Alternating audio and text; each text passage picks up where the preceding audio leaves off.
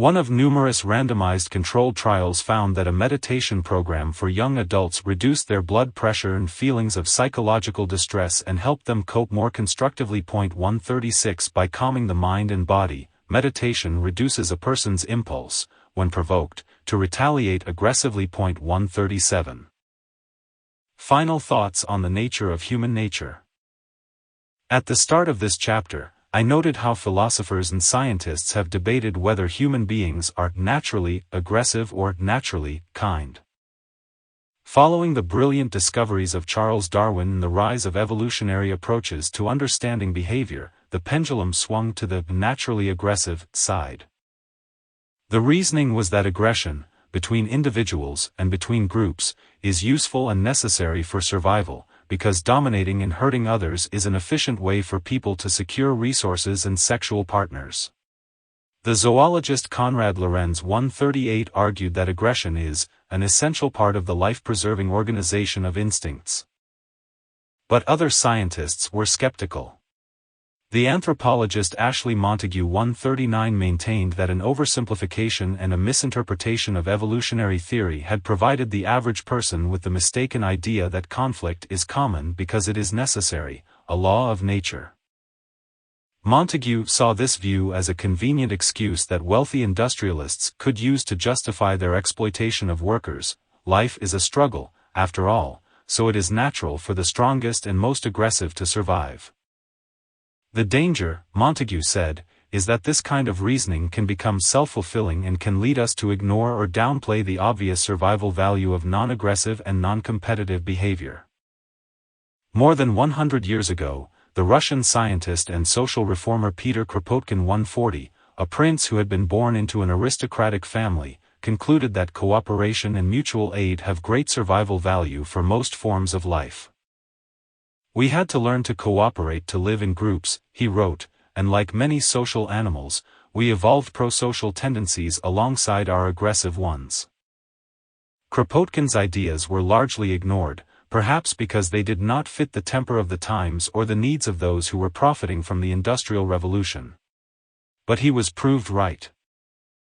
The cooperative abilities of social insects, such as termites, ants, and bees, have been well documented. 141 And as we saw in Chapter 2, today we know that cooperation is as much embedded in our biology as aggression is.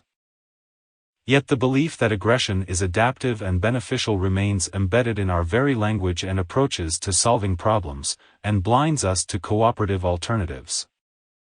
People assume that the same mechanism that drives human beings to kill drives others to conquer outer space, sink their teeth into a difficult mathematical equation, attack a logical problem, start a war on drugs, fight a battle with disease, or master the universe.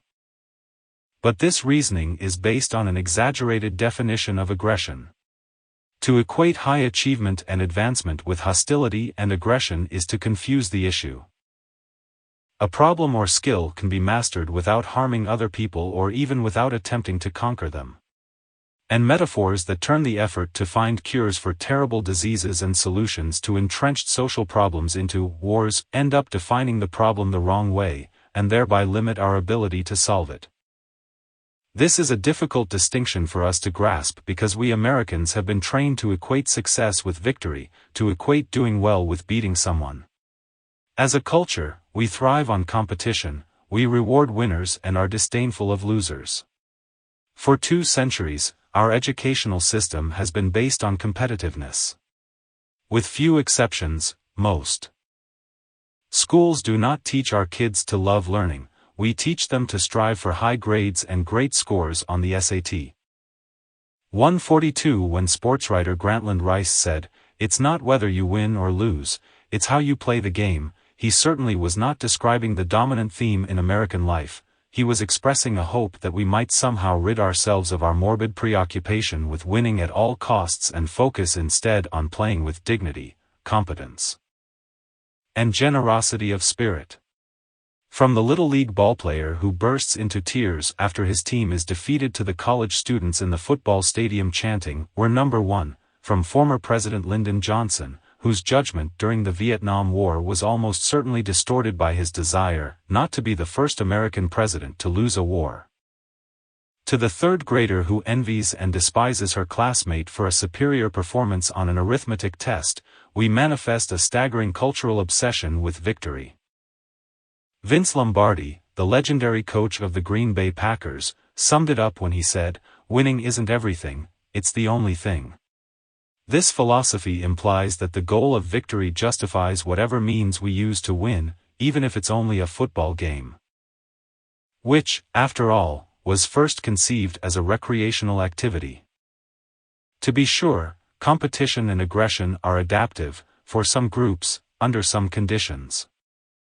But as I look about and see a world full of international, interracial, and intertribal hatred and distrust, of senseless slaughter, of terrorism, of daily mass shootings, of enough nuclear warheads floating around to destroy the world's population many times over, I feel justified in questioning the current survival value of this behavior.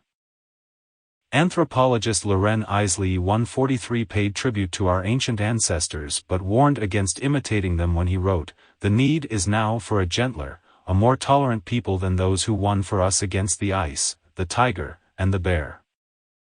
The good news is that, despite the fact that modern weaponry has enabled humans to be far more destructive, modern society appears to have made us less psychologically prone than our ancestors to act on our violent tendencies. Modernity has enabled us to cooperate and trade with people well beyond our family, tribe, and country. We buy their products, eat their cuisines, read their literature. These social and cultural exchanges have allowed us to see into the lives of strangers in a way that humanizes them, thus making it harder to harm them. Perhaps we can find other ways of summoning, and following, what Abraham Lincoln called the better angels of our nature. 7. Prejudice. Saul Steinberg, Untitled Drawing, Ink on Paper. Published in Steinberg, The Art of Living, 1949. The standing commuter is shown holding a cutout of a hand that is pointing to one of the seated men. A few people in the train are shown looking at the man who is being pointed at. When I was a young professor, I heard Thurgood Marshall being interviewed on the radio, and he told a story that had a powerful effect on me. When Marshall was a young lawyer working for the National Association for the Advancement of Colored People, he was sent to a small town in the South to defend a black man who was accused of a serious crime.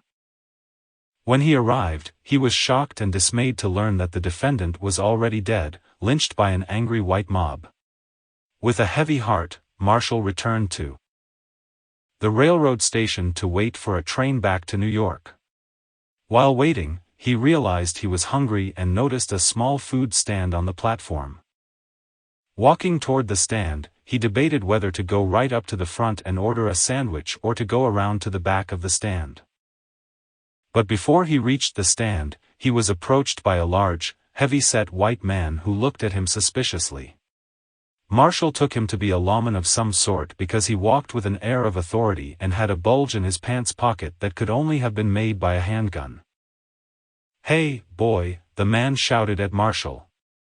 "What are you doing here?" "I'm just waiting for a train," Marshall replied. The man scowled, took a few steps closer, glared at him menacingly, and said, "I didn't hear you." "What did you say, boy?" Marshall realized that his initial reply had not been sufficiently obsequious. He said, "I beg your pardon, sir, but I'm waiting for a train." There was a long silence, during which the man slowly looked Marshall up and down, and then said, "And you'd better catch that train, boy, and soon, because in this town, the sun has never set on a live nigger." As Marshall later recalled, at that point his debate about how to get the sandwich proved academic. He decided not to get a sandwich at all but to catch the very next train out, no matter where it was headed. Besides, somehow he didn't feel hungry anymore. Thurgood Marshall went on to become chief counsel for the NAACP. In 1954, he argued the case of Brown v. Board of Education before the U.S. Supreme Court. His victory there put an end to legalized racial segregation in public schools. Subsequently, Marshall was appointed to the Supreme Court, where he served with distinction until his retirement in 1991. I am not sure what became of the man with the bulge in his pocket. What is prejudice? Prejudice is one of the most common and most troubling fixtures of the human experience, yet it is poorly understood. Many white people believe that stories like Marshall's represent a bygone era, that modern society has evolved to the point that it is post-racial, colorblind, and fair. After all, we elected a black president. Oprah, Beyoncé, and LeBron are so successful that we know them by their first names. It is now virtually forbidden to use the N-word. Therefore, when surveyed, many people say that we needn't worry about policies to protect vulnerable minorities from prejudice and discrimination anymore. Indeed, if anything, we've become too sensitive, too politically correct. This became more than merely an academic debate in 2013.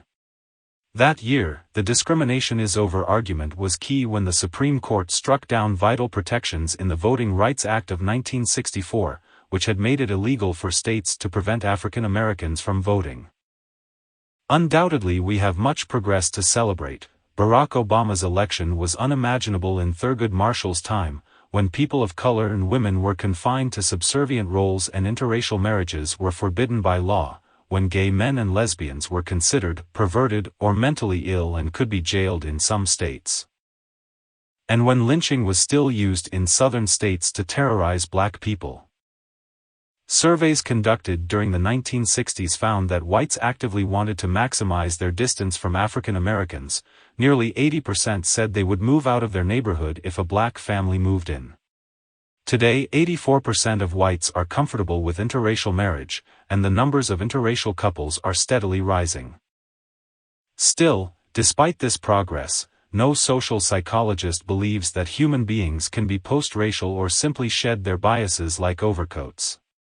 Prejudice, as we shall see, is fundamental to the human condition. In a very real sense, we are built for it. Because prejudice exists in all cultures, it is reasonable to conclude that it helped our hunter-gatherer ancestors survive by making them wary of strangers. Treating strangers as potential attackers is a better way to survive in a dangerous world than treating them as friends. Thus, although many of our prejudiced attitudes and behaviors have changed as social norms have changed, and as intergroup relations have generally improved and anti-discrimination policies have taken hold, we are no less naturally inclined to prejudice than we were in the 1960s, or the 1860s, or the 1360s, etc. After Obama's election, the number of hate groups proliferated threefold, suggesting a backlash against growing African American political power. Online, hundreds of thousands of self-identified white nationalists proudly express their contempt for Muslims, gays, blacks, Mexicans, Jews, and liberals. Here and abroad, terrorists have murdered thousands of innocent victims, pledging their allegiance to the Islamic State, and engendering widespread fear and suspicion of Muslims as a group. In 2015, a 21-year-old white supremacist posted a hate manifesto with photos of himself with the Confederate flag, before gunning down 9 African American worshippers at a prayer meeting in South Carolina. As President Obama told an interviewer after the shooting, it's not just a matter of it not being polite to say "nigger" in public. That's not the measure of whether racism still exists or not. It's not just a matter of overt discrimination. Societies don't, overnight, completely erase everything that happened 200 to 300 years prior. Indeed, recent American history is a potent reminder that racism, sexism, and many other isms don't just go away. And so long as we have prejudices, there will be politicians willing to exploit them, and by the example they set, influence others to feel justified in their hatreds.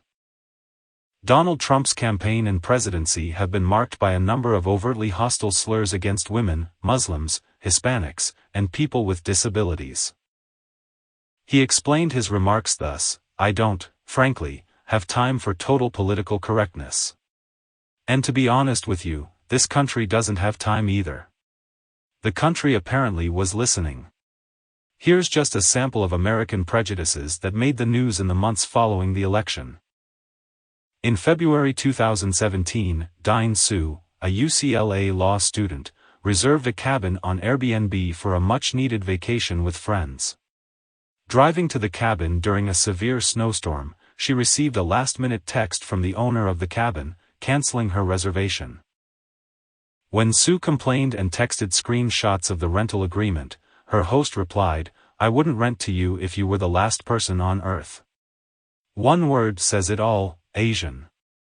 When Sue threatened to report the discrimination to Airbnb, the host replied, "Go ahead. It's why we have Trump." The noose, a symbol of bigotry and hatred directed at African Americans, proliferated in 2017. Following the abolition of slavery, nooses were used to lynch thousands of black people, and the practice did not subside until the late 1960s. Their reappearance sends a terrifying message to African Americans: we hate you and want you dead. After the election, nooses were found hanging in many public places, including in a museum on the National Mall, in a gallery at the National Museum of African American History and Culture, at an elementary school, at a middle school, outside a black fraternity house, and on the campus of American University the day before the first black woman was set to assume the presidency of its Student Government Association. 10. In Portland, Oregon, in May 2017, on the first day of Ramadan, Jeremy Joseph Christian spotted two women sitting together on a commuter train, one of whom was wearing a hijab, and began angrily shouting anti-Muslim slurs at them. When two men intervened and tried to calm him, he stabbed them to death, wounded a third, and jumped off the train. 11. In July 2017, the president, on his own, declared a ban on all transgender individuals serving in the military in any capacity, reversing the Pentagon's 2016 policy that had lifted a long-standing ban against the estimated 16,000 transgender men and women serving openly. In August 2017, in Charlottesville, Virginia, a rally was organized by neo-Nazis, the Ku Klux Klan, the alt-right, and other white supremacists. Carrying banners with swastikas and Confederate symbols, the Unite the Right marchers vowed to take the country back from all the racial and ethnic groups they despise. One neo-Nazi rammed his car into a crowd of counter-demonstrators, killing one woman and injuring 19 other people. Like aggression, prejudice is endemic to human nature. It ebbs and flows with changes in social conditions, it cycles with the times. Its outward expression can be discouraged by cultural norms and anti-discrimination laws, or encouraged by the public bigotry of others, but it never disappears completely. The better we understand its nature, the better our chances of minimizing our very human prejudicial tendencies. What is prejudice? How does it come about? What are its effects on people? What can we do to reduce it? Social psychology has produced some useful answers. Let me begin with a definition. Social psychologists have defined prejudice in a variety of ways, but I will define it as a negative attitude toward all members of a distinguishable group, based solely on their membership in the group. Prejudice is complex. Like any attitude, it is partly cognitive, partly emotional, and partly behavioral. Thus, when we say an individual is prejudiced against gay people, we mean he or she has preconceived beliefs about them, feels negatively about them, and is disposed to behave toward them with bias or hostility. Like any attitude, prejudice influences and is influenced by our behavior. Prejudice. A hostile or negative attitude toward a distinguishable group, on the basis of generalizations derived from faulty or incomplete information, contains a cognitive, an emotional, and a behavioral component. The cognitive component of prejudice: stereotypes. Some prejudices are largely cognitive, rooted in misinformation. They can usually be changed relatively easily. Let's say you have a prejudice against visiting Iceland because, well, it's so icy and cold. But if I tell you it is actually a beautiful island covered in green rolling hills and it got its name because the Norwegian explorers who landed there didn't want their pursuers to follow them, your prejudice will probably evaporate. Unfortunately, most prejudices are not so easily changed. Just as we mentally organize the physical world into categories, we group people according to characteristics that matter. The grouping of objects or people by key characteristics is called categorization, a process fundamental to cognition. Babies begin creating categories almost as soon as they are born. 12 Newborns show no preference for faces of one race or another, but if they live in a setting that is monoracial, by 3 months of age they will show a preference for faces of their own race. 13 Yet if they repeatedly encounter faces of 2 or more races, they do not develop a preference. Thus, we are not hardwired to categorize people by race per se, but instead appear more generally predisposed to be attracted to people who are like us and wary of people who are different. The fundamental category for social animals is us or them. By an early age we can categorize by gender, age, and race, which we easily determine visually. Later, we learn to use ethnicity, sexual orientation, religion, political ideology, and other less visual but meaningful categories to decide who is an us and who is a them.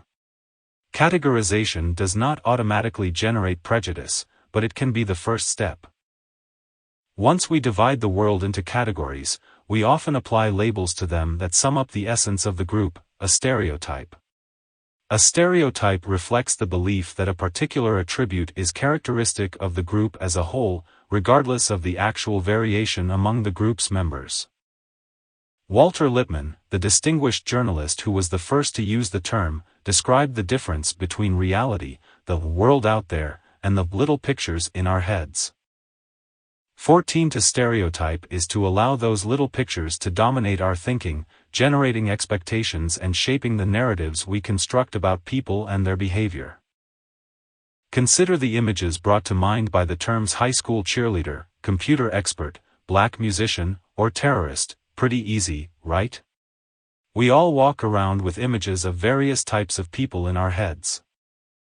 Within a given culture, these images are shared through social interaction and the media. I would be surprised, therefore, if your image of the computer tech was very different from mine, most likely a guy, most likely nerdy, most likely introverted. I would be surprised if the computer tech you imagined was Latina or that the black musician you brought to mind was conducting a symphony orchestra or the terrorist was a white teenager from South Carolina. Stereotype. To generalize characteristics, motives, or behavior to an entire group of people, the images in our head that shape our impressions of people or groups of people. If we think about it, we know that there are male cheerleaders, Latina computer programmers, black classical musicians, and homegrown white terrorists. Yet we don't often think about it. We are cognitive misers who rapidly categorize other people according to what we regard as normative or typical. Because the world is too complicated for us to have a highly differentiated attitude about everything and everyone, we develop elegant, accurate narratives about our own group and all of the variations we see in people who belong to it, while relying on simple, sketchy ideas about other groups. Carefully controlled experiments confirm this energy-saving function of stereotypes. In one, Galen Bodenhausen 15 asked a group of morning people, who do their best thinking early in the day, to evaluate a case of potential cheating on an exam.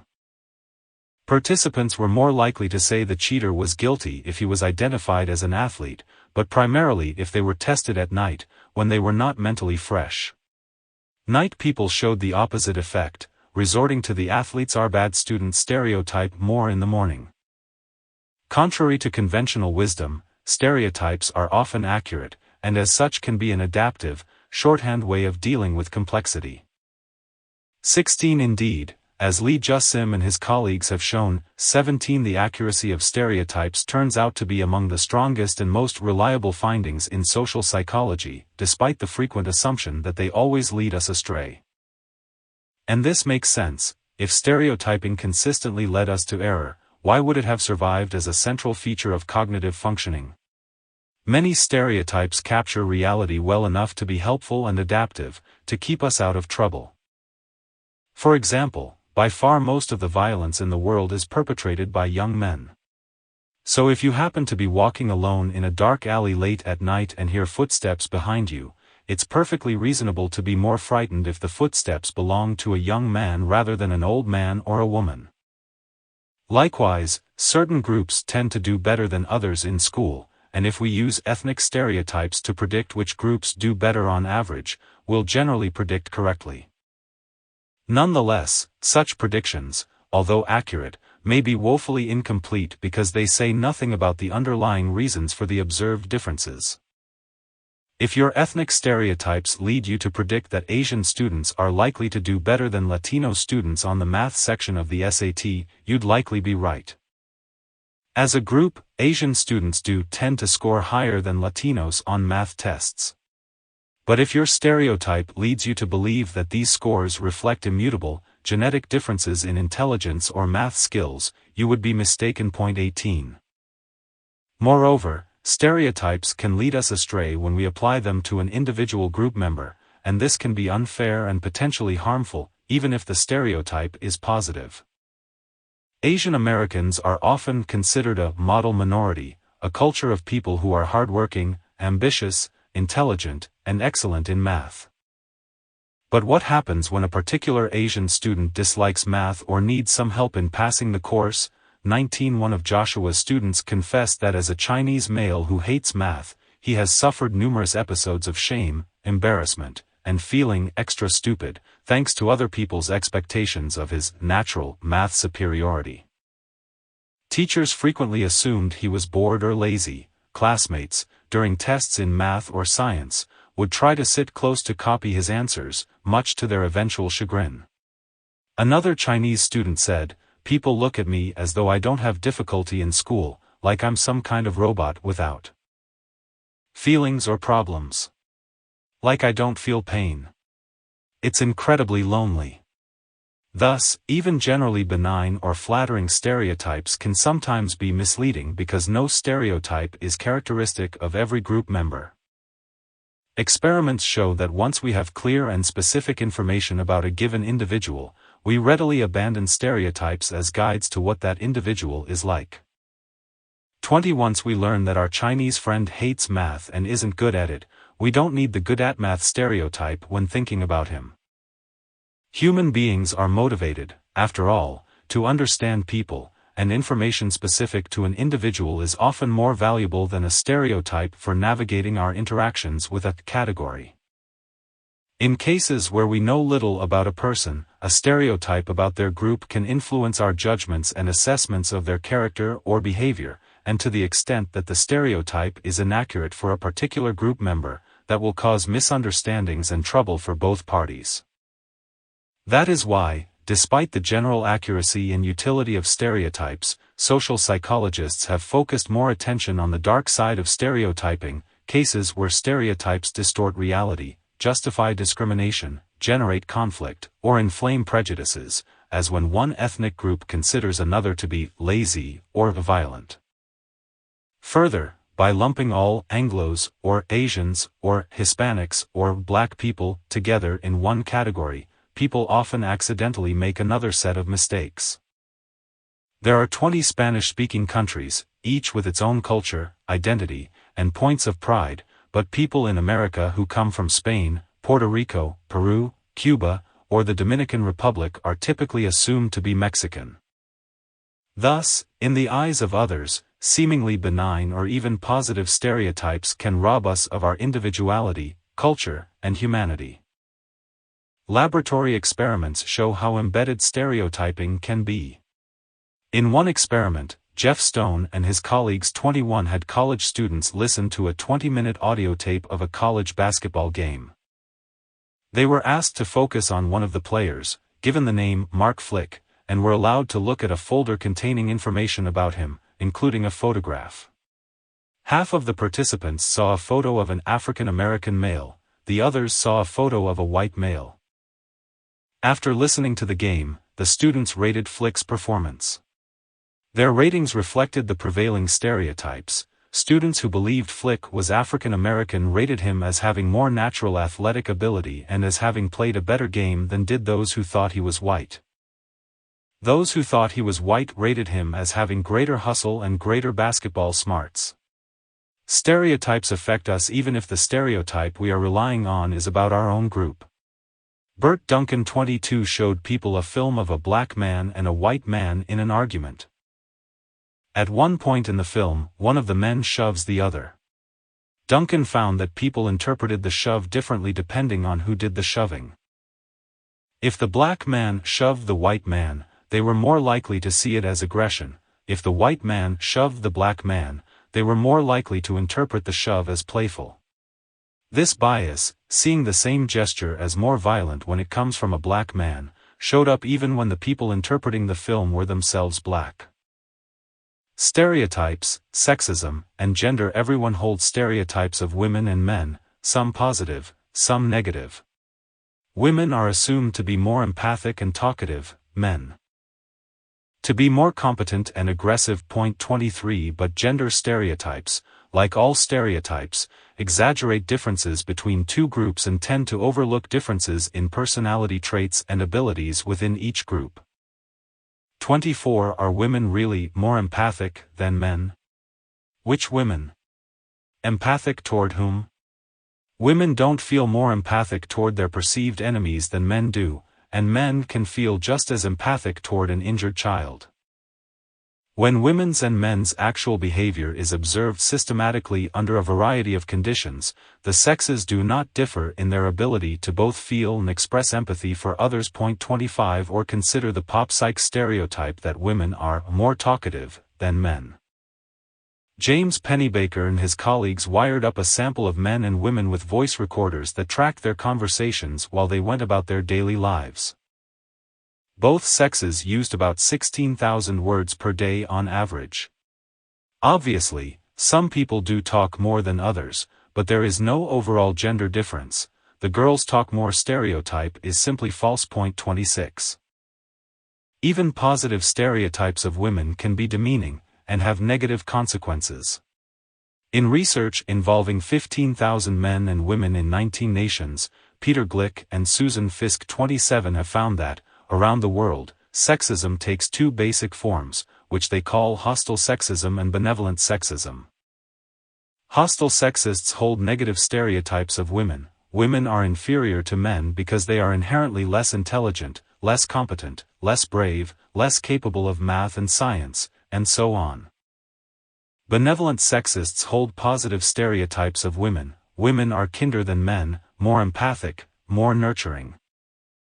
However, both forms of sexism assume that women are the weaker sex. Benevolent sexists tend to idealize women, seeing them in romantic terms, admiring them as cooks and mothers, and wanting to protect them. Romantic? Perhaps, but also patronizing. Glick and Fisk found that both forms of sexism can legitimize discrimination against women, relegating them to traditional stereotyped roles. After all, they need protection and justifying male dominance in work and politics. Point 28. Hostile sexism. Reflecting an active dislike of women, holding stereotypical views of a woman that suggest that women are inferior to men. Benevolent sexism. An attitude toward women that appears to be favorable but is actually patronizing, holds stereotypically positive views of women but underneath assumes that women are the weaker and less competent sex. Stereotypes of women can have surprising, even insidious consequences. In the years between 1950 and 2012, about twice as many people died in hurricanes named after women than in hurricanes named after men. Why might this be? According to Ki-Ju Jung and his associates, 29 people appear to be less frightened of hurricanes with female names than those with male names, and so take fewer safety precautions than they should. This hypothesis was interesting, but the study's conclusions were fatally flawed for two main reasons. The study included hurricanes from a time period in which only female names were used, and the gender difference in hurricane deaths was based on only a small number of very deadly storms. So the real-world data were suggestive but hardly conclusive. As you know by this time, that's why we do experiments. To test their theory experimentally, the researchers had participants predict the intensity of 10 hurricanes, half with female names and half with male names. Raters thought the male hurricanes were more intense than the female hurricanes. They regarded Hurricane Alexander as being more threatening than Hurricane Alexandra, and they said they'd be more likely to evacuate their homes if an impending hurricane was named Christopher than they did when the identically described hurricane was called Christina. The emotional component of prejudice, gut feelings and hatreds. In his classic book The Nature of Prejudice, Gordon Allport offered the following conversation to describe a fundamental problem with prejudice. Mr. X, the trouble with the Jews is that they only take care of their own group.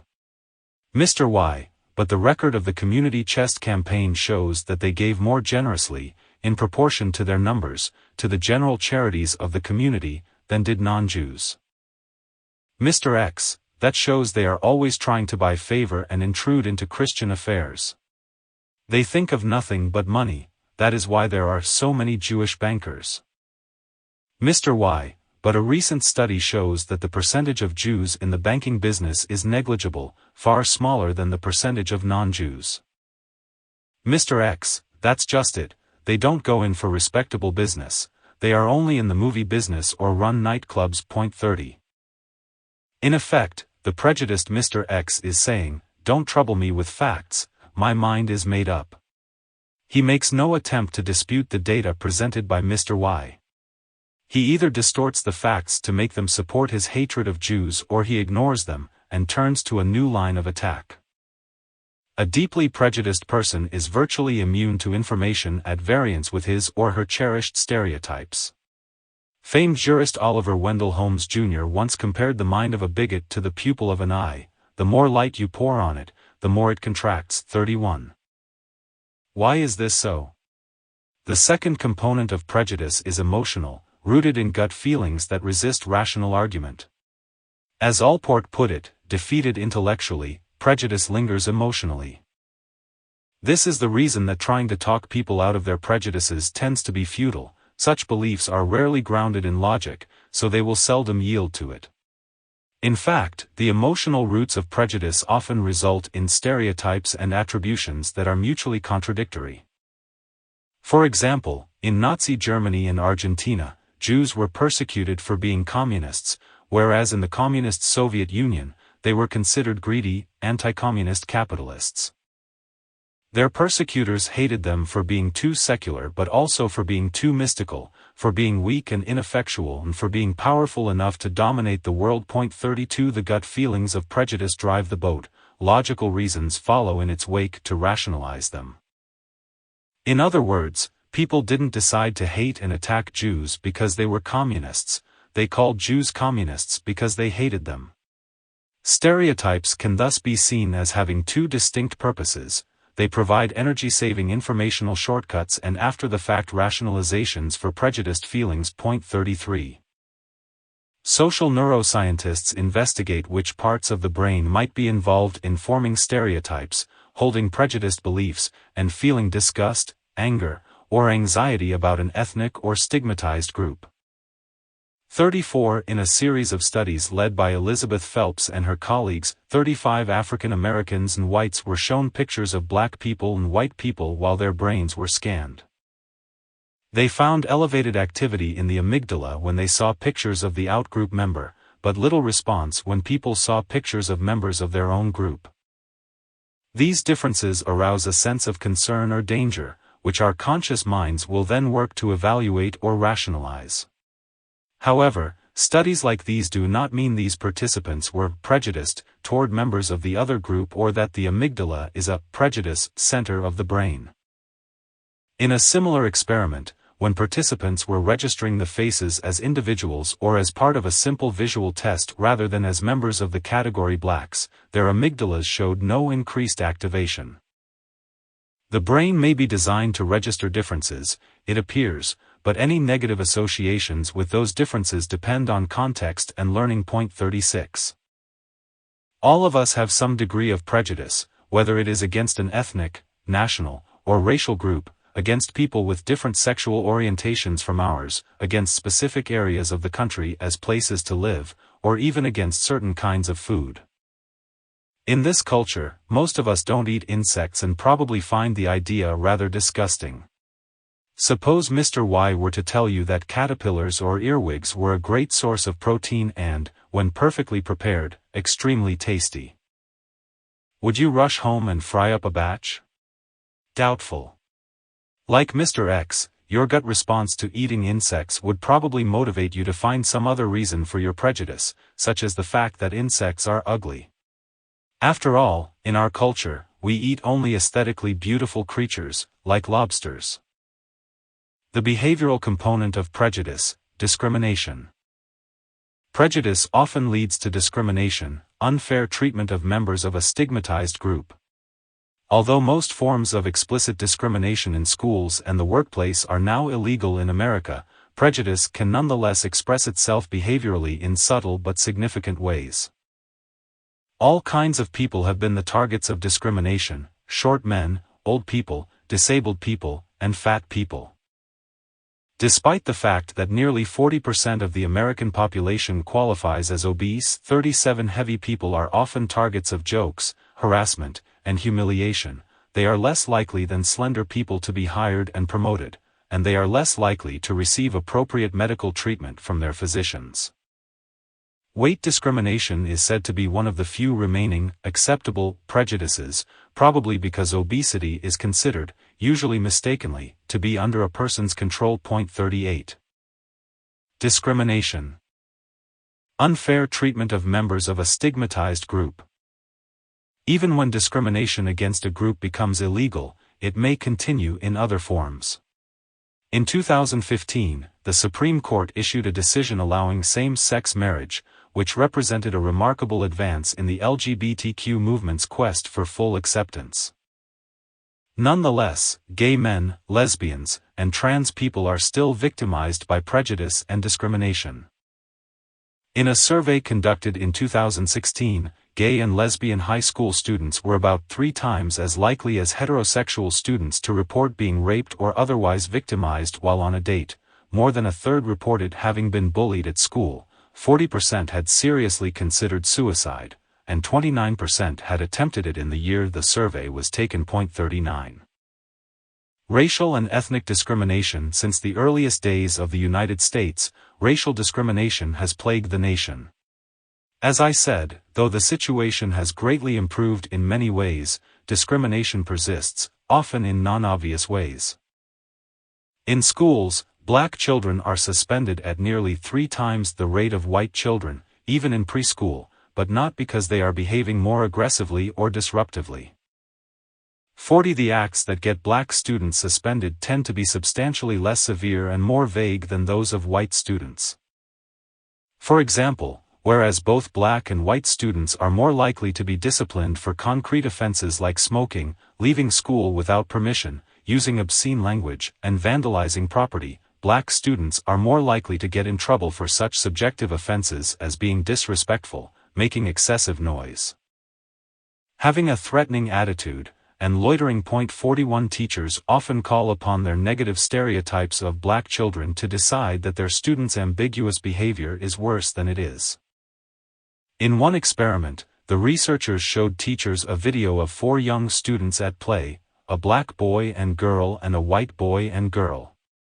They were told to look for potentially problematic behavior, which actually did not occur in the film. The children played without incident throughout the video. Eye tracking technology, which indicated precisely where the teacher's attention was focused, revealed that all of the teachers, both white and black, spent considerably more time watching the black children, especially the boy. 42. Race discrimination is unfortunately rampant in law enforcement.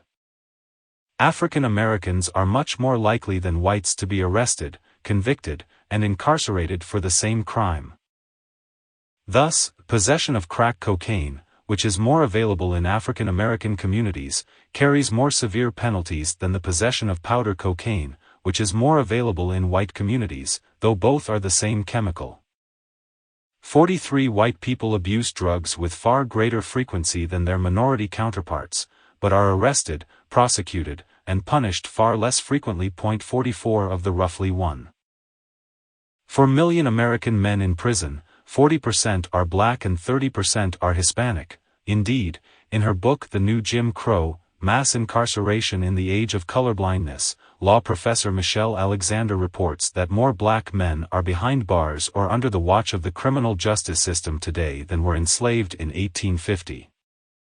45 research studies of police records 46 find that black and Latino suspects are stopped, roughed up, handcuffed, and arrested nearly 4 times more often than white suspects for the same suspicious behavior. In research led by Philip Goff, undergraduate students and police officers evaluated young black, white, or Latino crime suspects and were asked to estimate their age and culpability for their actions. Black boys were perceived to be significantly older and less innocent than white boys and were rated as more deserving of police force. Another of Joshua's African American students, a straight-A student who had attended a charter school in New York City, described his relationship with the police. "If it's warm and I'm just wearing my school uniform, they pretty much leave me alone. But if it gets cold out and I put on my hoodie, all of a sudden I'm a gangster and they're all over me, looking for drugs and guns." Field experiments show how race matters in hiring. When applying for a job, applicants with black names like Deshaun or Quenisha are less likely to get called for an interview by employers than applicants with names like Emily or Greg, even if they submit identical resumes. 47 Sociologist Diva Pager 48 sent pairs of well-groomed, well-spoken college graduates with identical resumes to visit more than 350 employers advertising entry-level job openings in the Milwaukee area. Half of the applicants were white and half were black. They were taught to behave politely with all of the employers. Within each group, half indicated on their job application that they had served 18 months in prison for cocaine possession. Who would be called back for an interview? Whites with a clean record were called 3 times as often as black applicants with a clean record. Among the ex-convicts, the employers contacted the whites twice as often as the black applicants. Indeed, employers showed a preference for white convicts over black applicants with a clean record. Gender discrimination. As with race, many people believe gender discrimination has ceased to be a barrier for women in the United States. After all, as is the case in most developed countries, girls now perform better than boys in most subjects in school and are more likely to attend and graduate from college. 49 Nonetheless, they continue to be discriminated against, on the prejudiced belief that they are less competent than men. When science professors at leading universities were asked to evaluate resumes of students applying for a position managing a science laboratory, male and female professors alike thought the male applicant was superior to the female, more capable, more worthy of being hired, and more deserving of a higher starting salary and career mentoring. Yet the resumes showed identical skills and accomplishments. The only difference was a randomly assigned male or female name.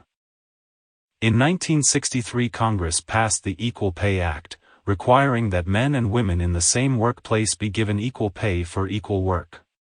Yet the gender gap in pay persists. In 2014, the typical American woman earned about 77 cents for every dollar earned by the typical American man.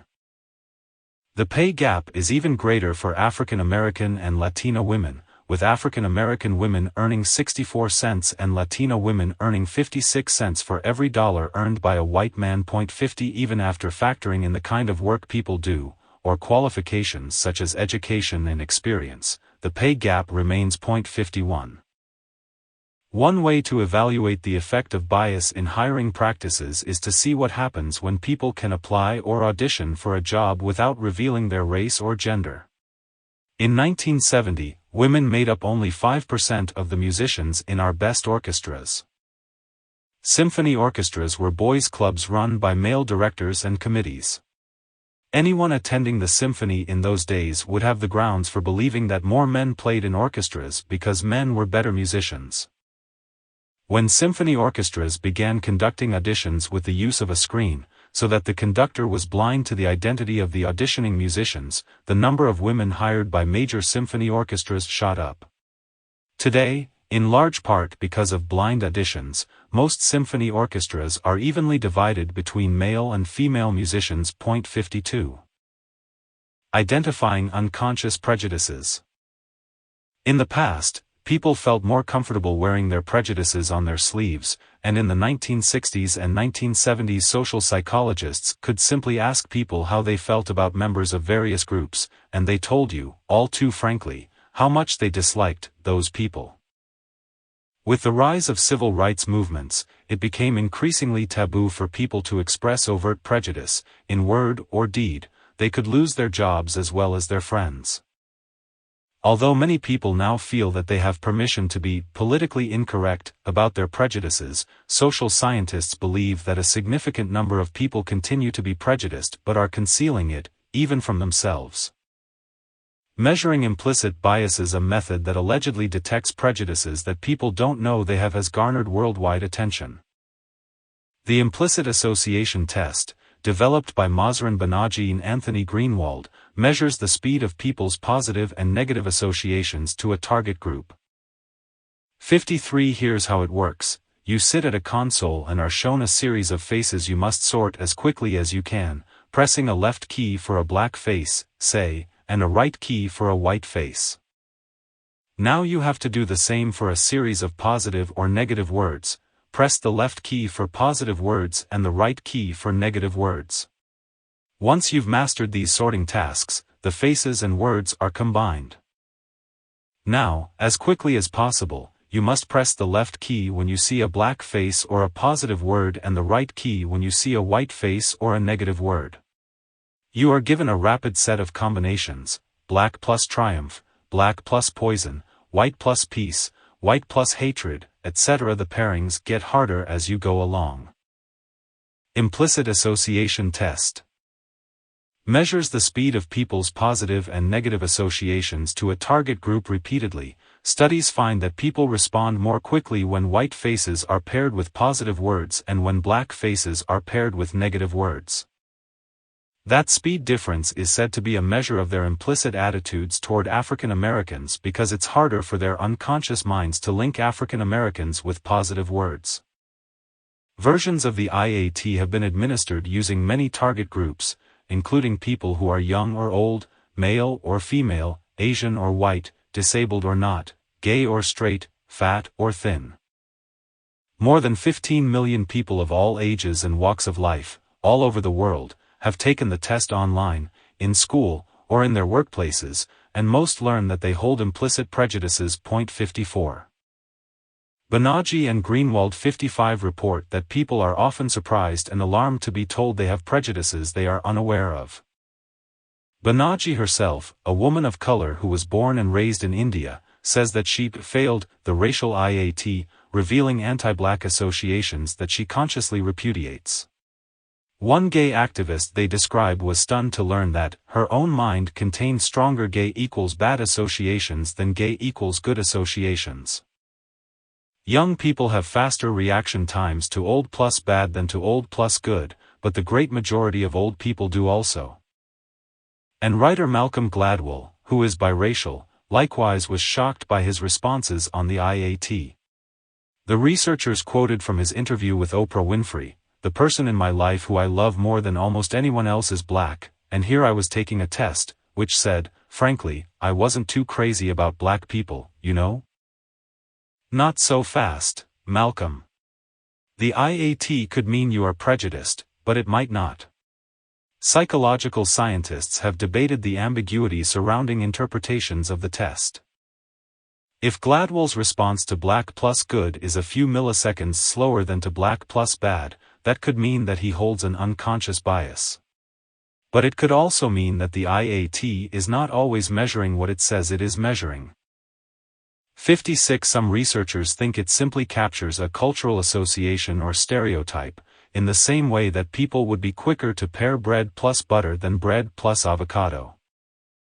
Thus, old people may really be as biased against other old people as young people are, but it could also be that old and young are aware of the same cultural stereotypes and associations about the elderly, or any other groups. 57.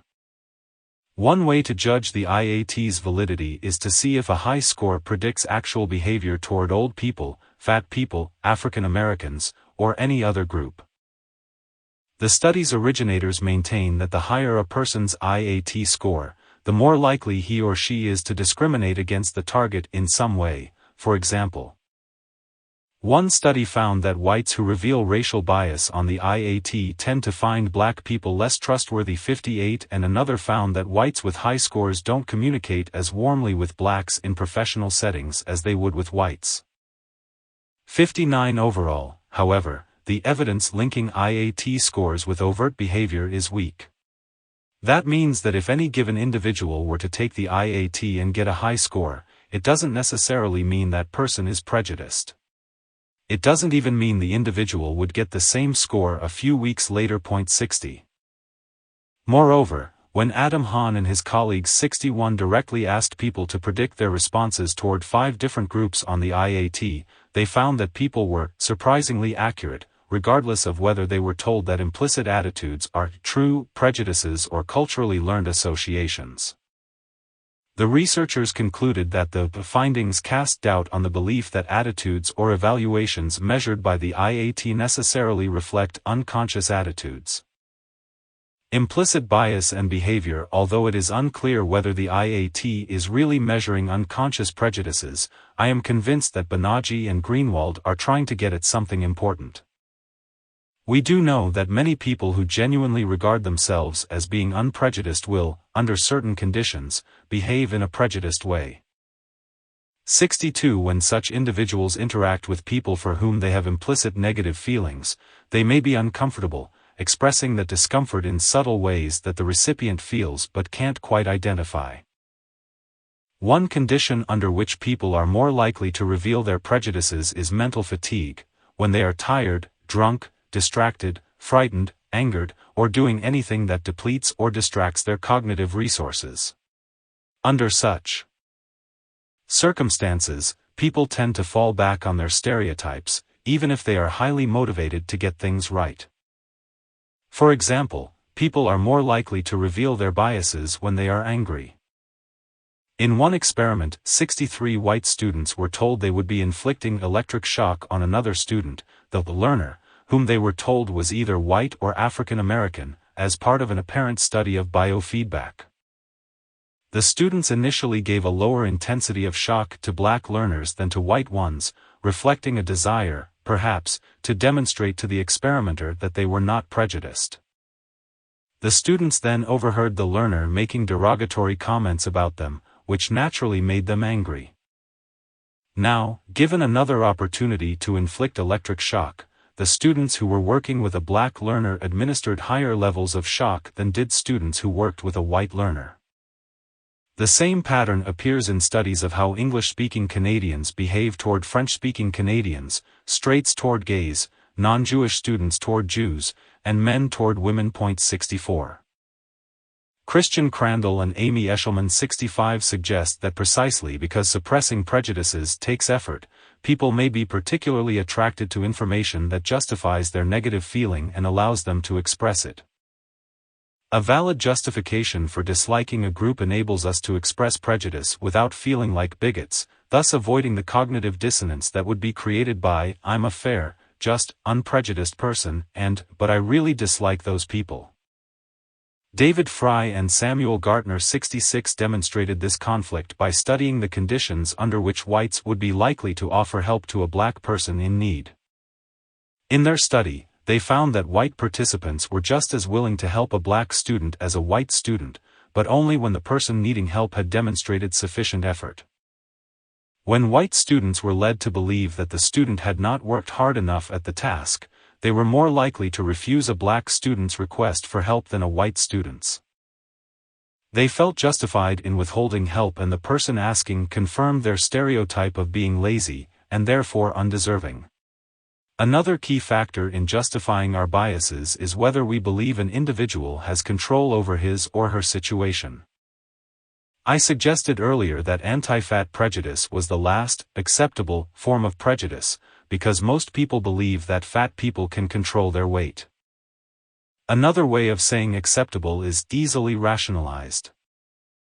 The more easily we can rationalize our prejudice, the more likely we are to hold on to and act upon it. I can feel better about discriminating against you if I'm convinced your disagreeable traits are your own fault. An experiment by Eden King and her associate 67 tested this logic. A young woman was sent into department stores to interact with salespeople. Half the time she was made to look obese, by wearing a fat suit under her clothing, half the time she was of average weight. On some of these visits, she was drinking a diet soda, on others, she was drinking a milkshake. When she was fat but seemed motivated to lose weight by drinking the diet soda, the salespeople treated her just as nicely as when she was thin. But when she was drinking the milkshake, her obesity seemed to be a matter of choice. Although salespeople did not treat her with blatant hostility, they smiled at her less frequently, made less eye contact with her, and spoke with her in a more abrupt and less friendly manner.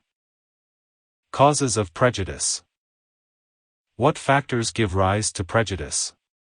What encourages and sustains it?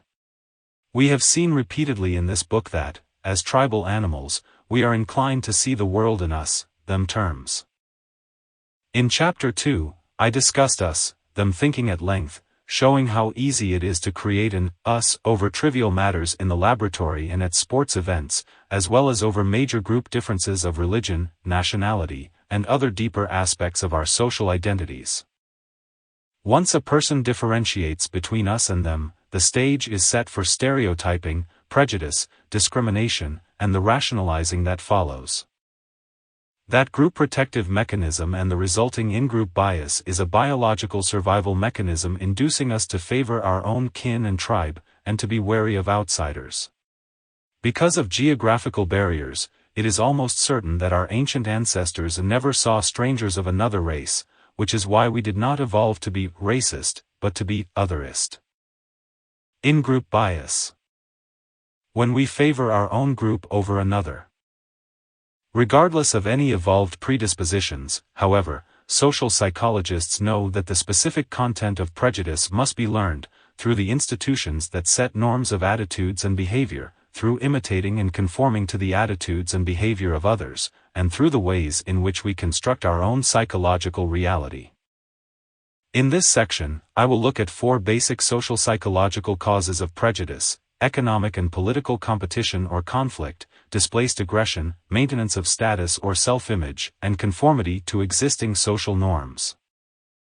These causes are not mutually exclusive, indeed, they may all operate at once, but it would be helpful to determine the importance of each one, because any action we are apt to recommend in an attempt to reduce prejudice will depend on what we believe to be the major cause.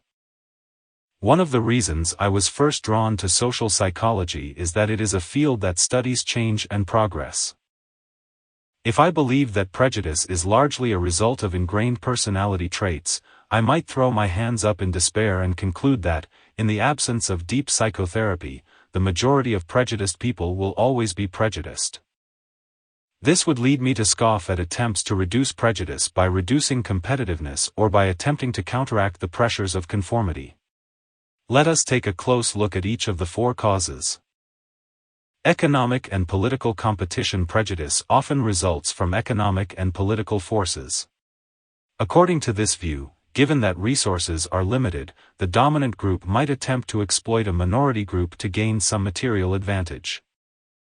Prejudiced attitudes tend to increase when groups are in conflict over mutually exclusive goals. This is true whether the goals are economic, political, or ideological. Thus, in the last 100 years, white Americans have manifested hatred toward Jewish, Japanese, German, Irish, Iranian, Mexican, and many other fellow citizens, all as a function of who was accused of stealing our jobs at a particular time. In one of his classic early studies of prejudice in a small industrial town, John Dollard 68 documented the fact that, although there was initially no discernible prejudice against Germans who had recently arrived there, it increased as jobs became scarce. Scornful and derogatory opinions were expressed about these Germans. And the native whites had a satisfying sense of superiority toward them. The chief element in the permission to be aggressive against the Germans was rivalry for jobs and status in the local woodenware plants. Or consider how attitudes toward Chinese immigrants in the United States fluctuated wildly throughout the 19th century, spurred largely by changes in economic competition. When the Chinese were attempting to mine gold in California, competing with the white men who had arrived in droves to get rich fast, they were described as depraved and vicious, gross gluttons, bloodthirsty and inhuman.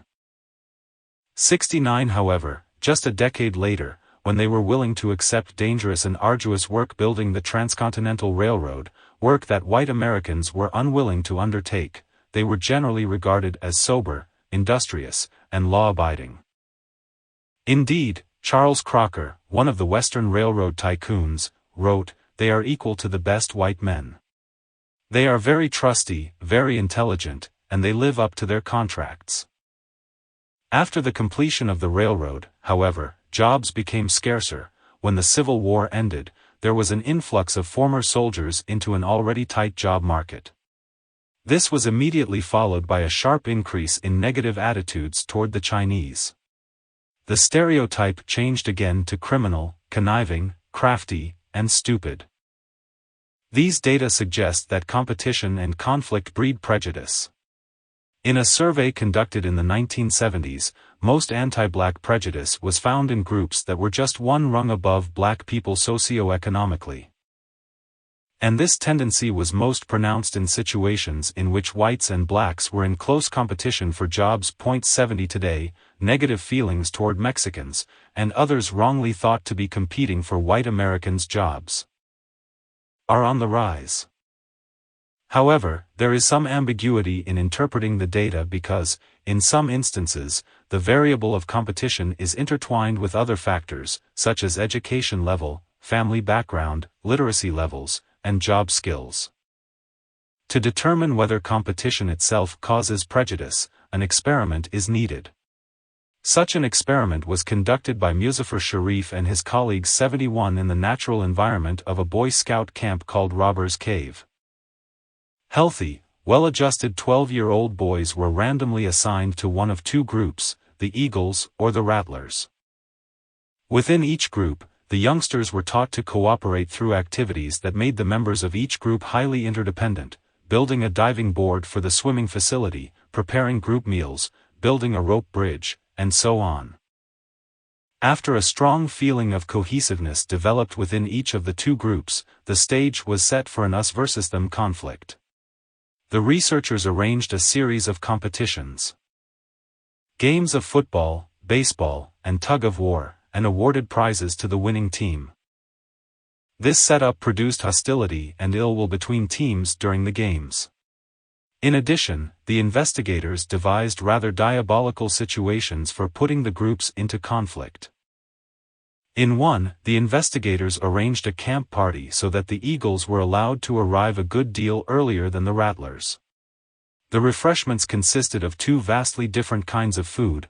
About half the food was fresh and appetizing, just what boys would enjoy, the other half was squashed, ugly, and unappetizing.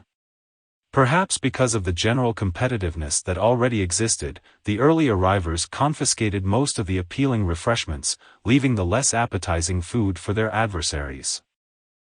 When the Rattlers finally arrived and saw how they had been taken advantage of, they were annoyed, so annoyed that they began to call the Eagles rather uncomplimentary names. Because the Eagles believed they deserved what they got, they resented this treatment and responded in kind. Name-calling escalated into food-throwing, and within a short time a full-scale riot was in progress. Following this incident, Sharif and his team eliminated the competitive games and allowed the boys to get together. Once hostility had been aroused, however, simply stopping competition was not enough to eliminate it. Indeed, the bad feelings continued to escalate, even when the two groups were merely sitting around watching movies. Eventually, the investigators succeeded in reducing the conflict between the Eagles and the Rattlers, and I will tell you how they did it later in this chapter. Displaced aggression, the scapegoat theory. In the preceding chapter, I made the point that aggression is caused, in part, by frustration and other aversive states like pain or boredom. In that chapter, we saw that there is a strong tendency for frustrated individuals to lash out at the cause of their frustration. Frequently, however, the cause of a person's frustration is either too big or too vague for direct retaliation. For example, if a 6-year-old boy is humiliated by his teacher, how can he fight back? The teacher has too much power. But this frustration may increase the probability of his aggressing against a less powerful bystander, even if the bystander had nothing to do with his humiliation. By the same token, if there is mass unemployment, who is the frustrated, unemployed worker going to strike out against? The economic system? The system is much too big and much too impersonal. Accordingly, the unemployed worker might try to find a person or group to blame. The ancient Hebrews had a solution. During the Days of Atonement, a priest placed his hands on the head of a goat while reciting the sins of the people, symbolically transferring sin and evil from the people to the goat. The goat was then allowed to escape into the wilderness, thus cleansing the community of sin. The animal was called a scapegoat. In modern times, the term scapegoating describes the process of blaming innocent, and powerless, others for our troubles. Has globalization outsourced your job? Has inflation drained your bank account? You can't beat up on the president or the economic system, but you can find a scapegoat.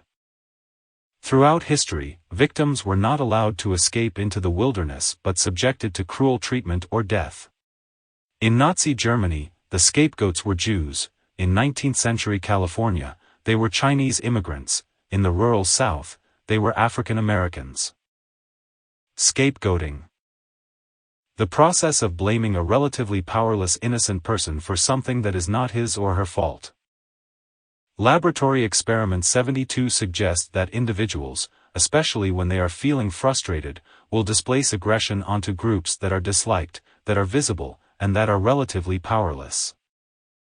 Although mistreatment of outgroups can arise on its own as a product of displaced aggression, the form it takes depends on the social context, what is allowed or approved by the in-group.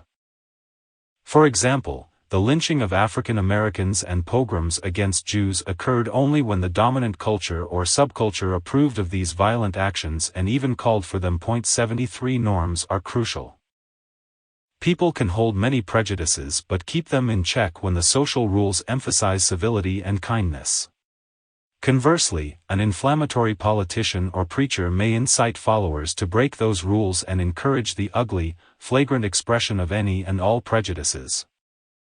That is what demagogues do, political leaders who seek power by exploiting people's prejudices, fears, and resentment, channeling these feelings onto scapegoats, minority groups, outside enemies, that are blamed for all problems. In 1949, two social psychologists analyzed a large number of speeches given by demagogues throughout history. 74 They found a striking regularity in their messages.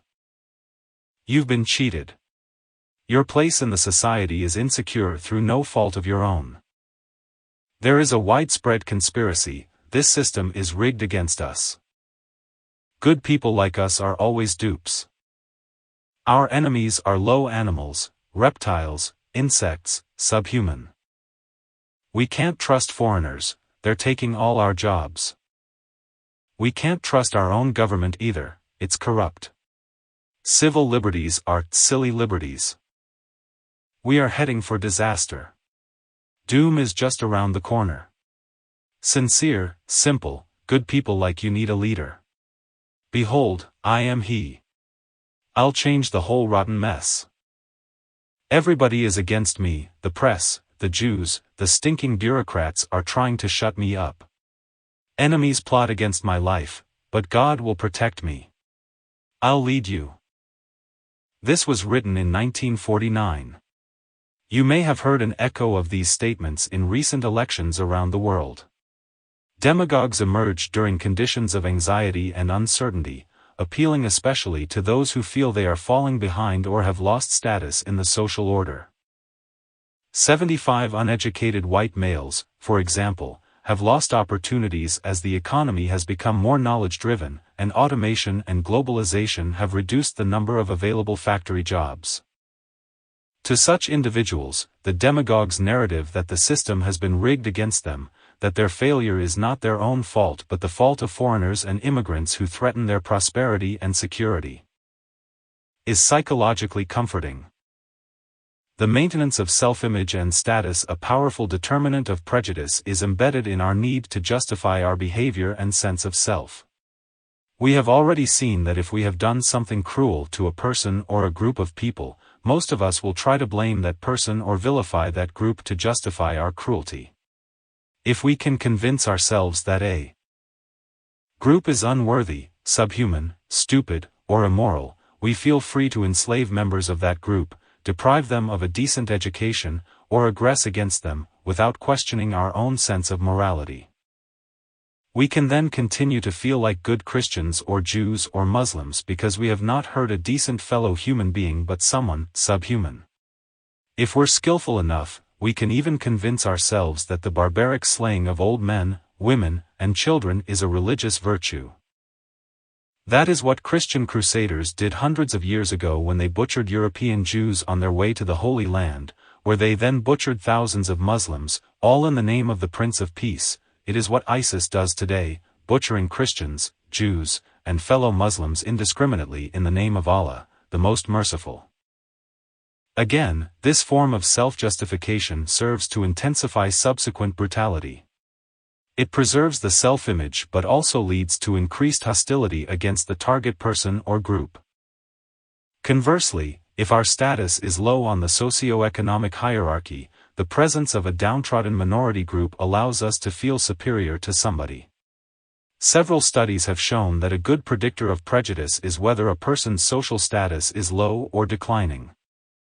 For example, Jennifer Crocker and her colleagues 76 found that college women who belonged to low-status sororities expressed more prejudice and disparagement of other sororities than did members of higher-status sororities.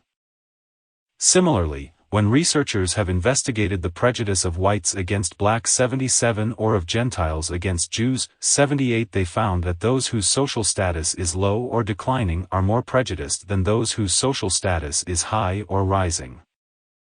Stephen Fine and Stephen Spencer 79 found that threats to self-esteem tend to increase prejudice. In their experiment, anti-Semitic students became especially biased in their evaluation of a woman they thought was Jewish if they received a low score on a supposed test of intelligence. In a very real sense, then, looking down on outgroups can boost our self-esteem. Prejudice through conformity. For some people, prejudice may be rooted in childhood conflicts, observation of role models, experiences, or assorted personality traits. But many people simply learn it from others, following the prevailing norms of their community. A famous example comes from a study of coal miners in a small mining town in West Virginia, during the era of legal segregation in the South. The black miners and the white miners developed a pattern of living that consisted of complete integration while they were underground and complete segregation while they were above ground. How can we account for this inconsistency? Personality traits can't explain it, and neither can economic competition. If you truly hate someone, you want to keep away from him, why associate with him below ground and not above ground? Thomas Pettigrew concluded that the answer is conformity. In this case, the white miners were conforming to the prejudiced norm that existed in their community once they were above ground, but below ground, working together, they came to respect one another as equals and conformed to an unprejudiced norm. A great deal of prejudiced behavior is driven by conformity to social norms. How can we be certain that conformity is responsible? One way is to see what happens to people's prejudice when they move to a different area of the country. If conformity is a factor in prejudice, we would expect individuals to become more prejudiced when they move to areas where the norm is more prejudicial, and to become less prejudiced when they move to places characterized by a less prejudicial norm. And that is what happens. In one study, Gene Watson 81 found that individuals who had recently moved to a large city and had come into direct contact with anti-Semitic people became more anti-Semitic themselves. In another study conducted during the 1950s, Pettigrew found that as Southerners entered the Army and came into contact with a less discriminatory set of social norms, they became less prejudiced against blacks. The pressure to conform to the prejudices of your peers and co-workers can be overt, as in the Ash experiment, but it might also be due to the unavailability of accurate evidence and a preponderance of misleading information. For example, Christopher Marlowe's play The Jew of Malta and William Shakespeare's The Merchant of Venice both depict the Jew as a conniving, money-hungry coward. We might be tempted to conclude that Marlowe and Shakespeare had had some unfortunate experiences with unsavory Jews, which resulted in these bitter and unflattering portraits, except for one thing: the Jews had been expelled from England some 300 years before these works were written. Thus, it would seem that Marlowe and Shakespeare were conforming to the stereotype of Jews that most British people held at the time. Even casual exposure to prejudice can affect our attitudes and behavior. Merely overhearing someone use a racial or ethnic epithet can increase people's conformity to negative opinions about the disparaged group. Sherry Kirkland and her colleagues 82 asked people to read a transcript of a criminal trial in which a white defendant was represented by a black attorney whose picture was attached to the transcript. While reading, participants overheard a brief exchange between two experimental Confederates. Some heard the first Confederate describe the black lawyer with an ugly racial slur, while others heard the Confederate use a derisive comment unrelated to the lawyer's race. In both conditions, the second Confederate expressed agreement with the first Confederate's derogatory opinion of the black lawyer. With this conformity dynamic in place, the experimenters then asked each participant to evaluate the attorney and the defendant. The people who overheard the racial slur rated the black lawyer more negatively than those who overheard the derisive comment. Conformity to prejudiced norms even extended to the poor defendant, who received particularly harsh verdicts from those who heard the racial slur against the black attorney. Finally, prejudice can also be fostered through the law and custom of a society's institutions. A society that promotes segregation is supporting the notion that one group is inferior to another. In the days of apartheid in South Africa, one investigator 83 interviewed white South Africans in an attempt to find reasons for their race prejudice. He found that the typical white South African was convinced that the great majority of crimes were committed by black people, an erroneous belief. How did such a misconception develop? The interviewees reported that they saw many black convicts working in public places. They never saw any white convicts. Didn't this prove that blacks were convicted of more crimes than whites? No. In fact, the rules forbade white convicts from working in public places. That is how a society creates prejudiced beliefs, as people conform to the accepted practices of their major institutions. In our own recent history, laws and customs that forced black people to ride in the back of the bus, that kept women out of clubs, universities, and careers, and prevented Jews from staying at exclusive hotels all perpetuated prejudices through conformity. If the rules require us to treat those people that way, after all, we'll go along. My country, my club, my profession, and this elegant hotel must have a reason, mustn't they? Stereotypes and attributions. Stereotyping is a special form of attribution. As we saw in Chapter 2, we are the explaining species. We are forever making attributions to explain our own and other people's behavior. In ambiguous situations, people tend to construct narratives consistent with their prejudices. If Mr. Bigot sees a well-dressed, white Anglo-Saxon man sitting on a park bench sunning himself at 3 p.m. on a Wednesday, he thinks nothing of it. If he sees a well-dressed black man doing the same thing, he is apt to leap to the conclusion that the man is unemployed, and Mr. Bigot is likely to become infuriated because he assumes his own hard-earned money is being taxed to pay that shiftless, good-for-nothing enough in welfare subsidies to keep him in fancy clothes. If Mr. Bigot passes Mr. Anglo's house and notices that a trash can is overturned and garbage is strewn about, he is apt to conclude that a stray dog has been searching for food. If he passes Mr. Latino's house and notices the same thing, he is inclined to become annoyed and think, those people live like pigs. Not only does prejudice influence his attributions and conclusions, his erroneous conclusions justify and intensify his negative feelings. Thus, the entire attribution process can spiral.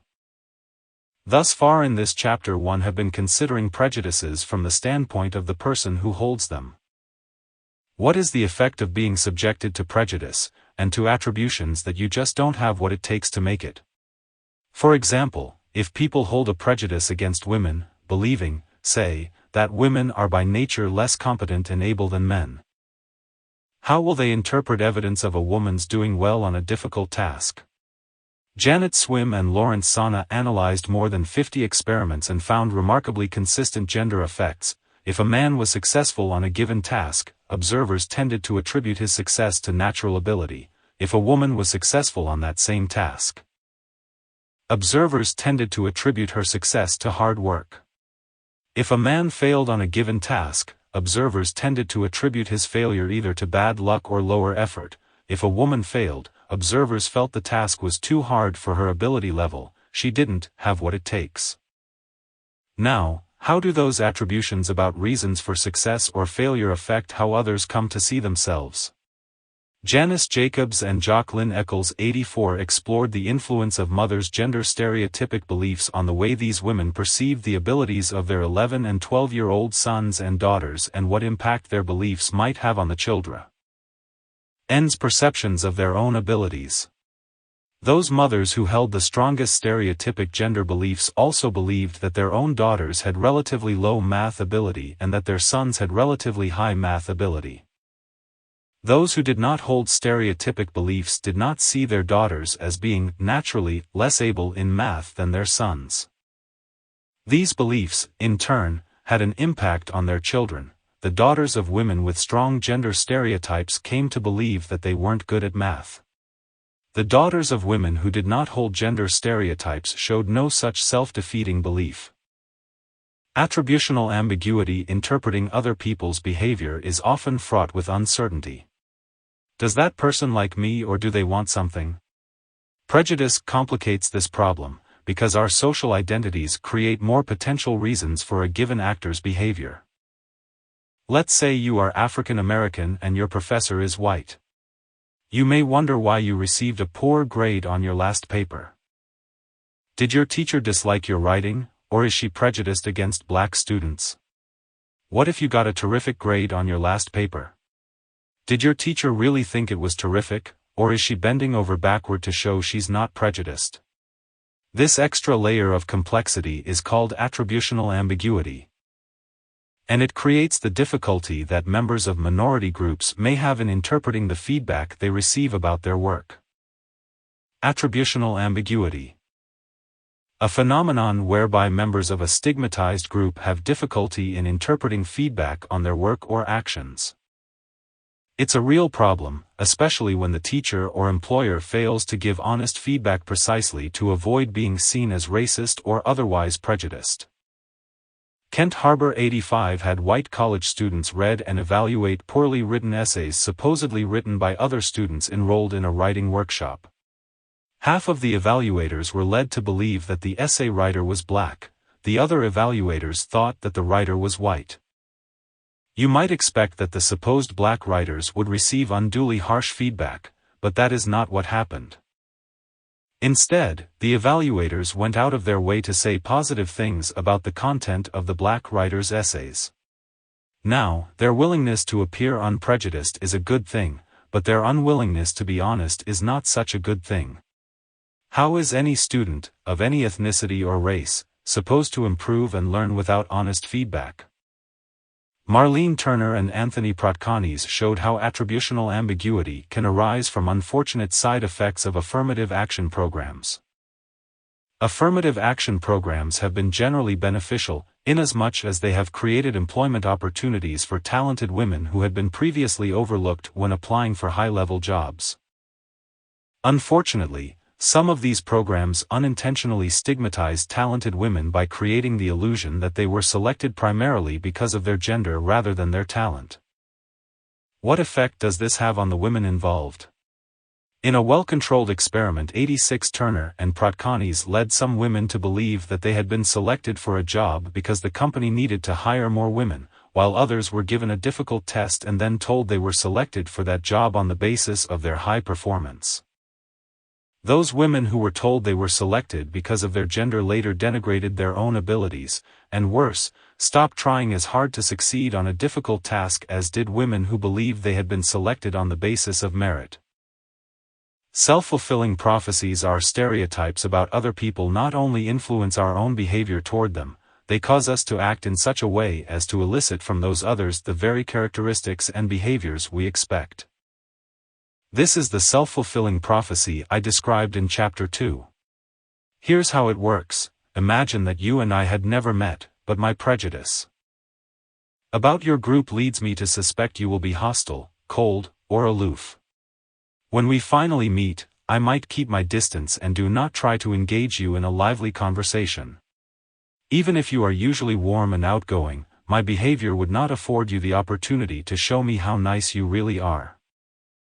In response to my aloofness, you would probably keep your distance from me, and my expectation that you're a cold and unfriendly person would be confirmed by your natural response to the way I treated you, perhaps confirming my prejudicial expectations. See, I might say to myself, when you meet my hostile or cold attitude with hostility or coldness, I was right all along about those people. When we hold beliefs about others, the self-fulfilling prophecy ensures that we create a social reality in line with our expectations.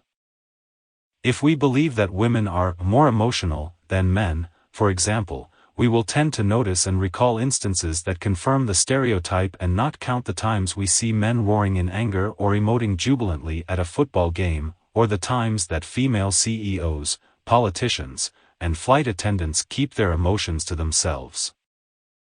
Stereotype threat. One unexpected outcome of self-fulfilling prophecies is that people who are targets of negative stereotypes can, ironically, end up confirming them by trying to disconfirm them. Consider the average gap in academic performance between African American and white college students. Although there are many possible historical and societal explanations for this discrepancy, Claude Steele and Joshua Aronson 87 have argued that these explanations cannot account for the fact that the gap is as great for students who are highly prepared academically as it is for those who are relatively unprepared. Something seems to be happening that keeps bright, motivated, and well-prepared black students from performing as well as white students with the same level of ability. In researching this problem, Steele and Aronson reasoned that a major contributing factor might involve apprehensiveness among black students about confirming the existing negative stereotype of intellectual inferiority that black people have been subjected to since the days of slavery. Steele and Aronson call this apprehension stereotype threat, and they hypothesized that worrying about confirming the stereotype might interfere with the ability to perform well on tests.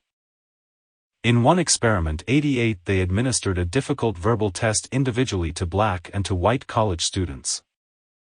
Half of the students were led to believe that the investigator was interested in measuring their intellectual ability, the other half were led to believe that the investigator was merely testing the test, and that the investigators were not interested in evaluating them.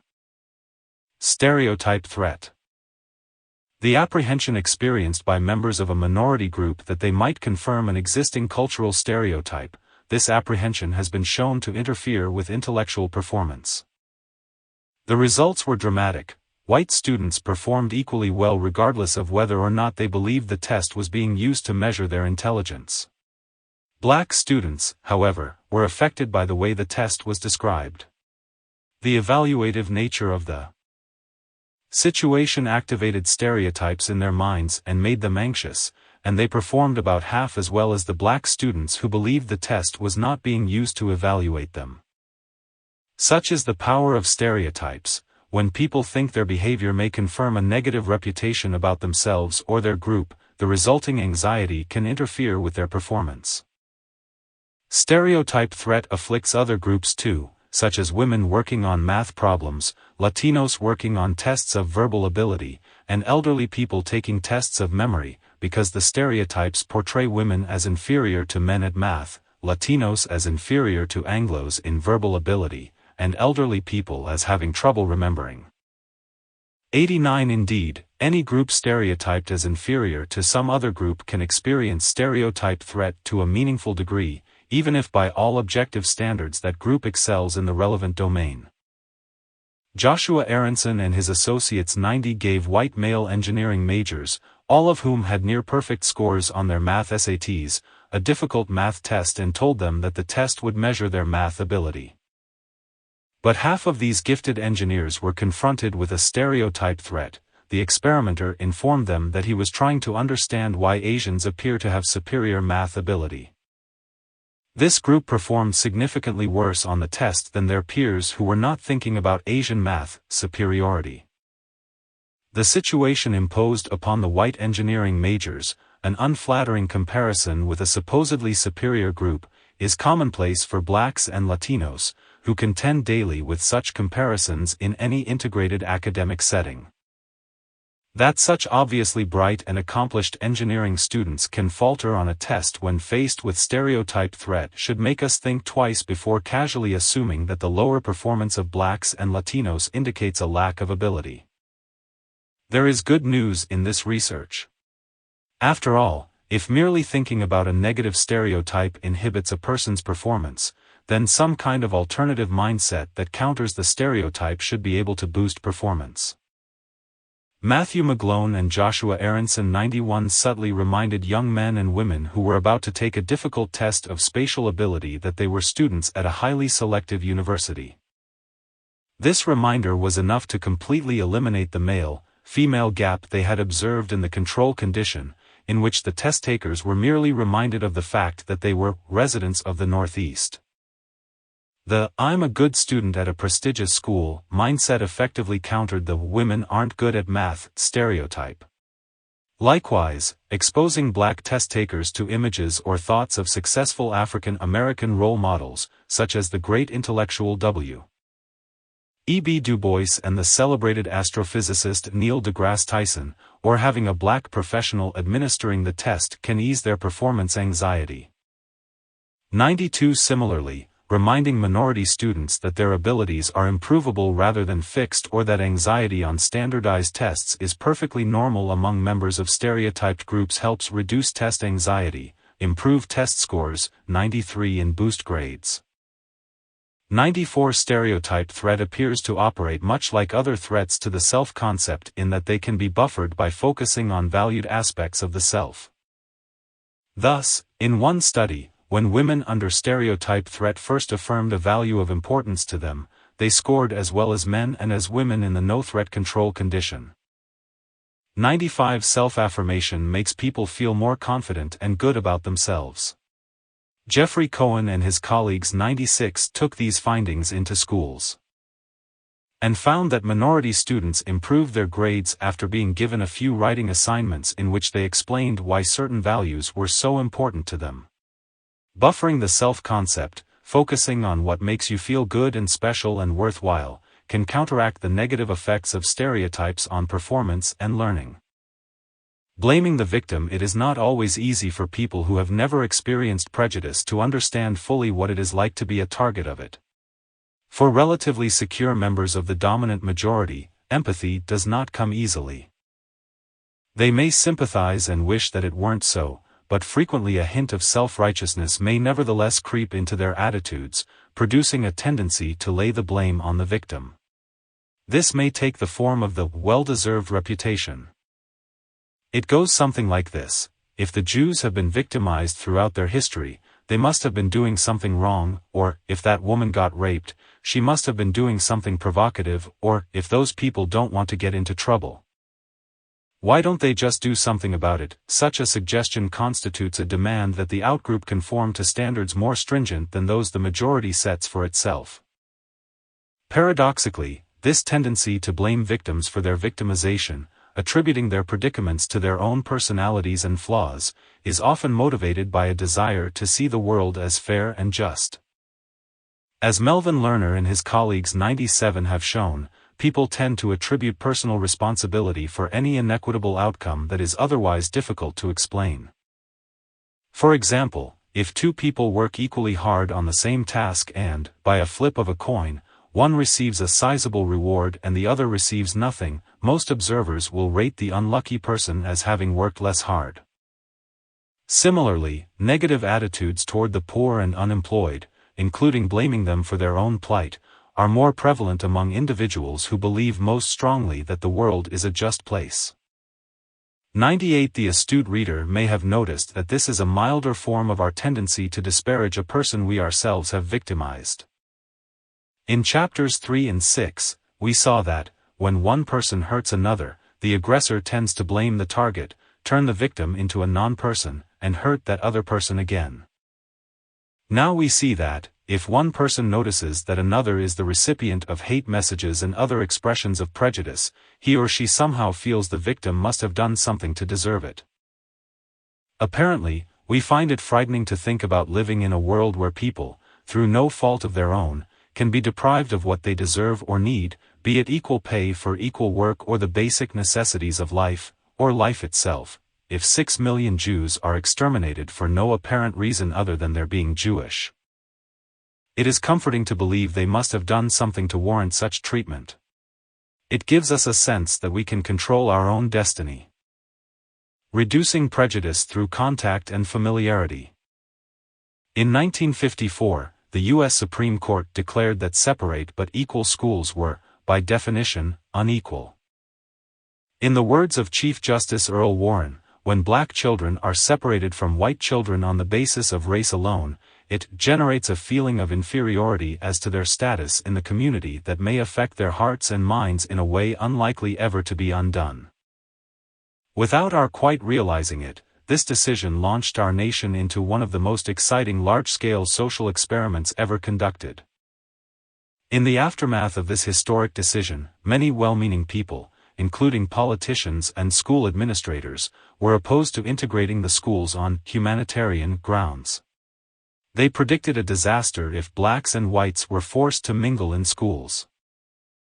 Laws cannot force people to get along with each other, they said, echoing the sentiments of the distinguished sociologist William Graham Sumner, who half a century earlier had stated, "State ways don't change folkways."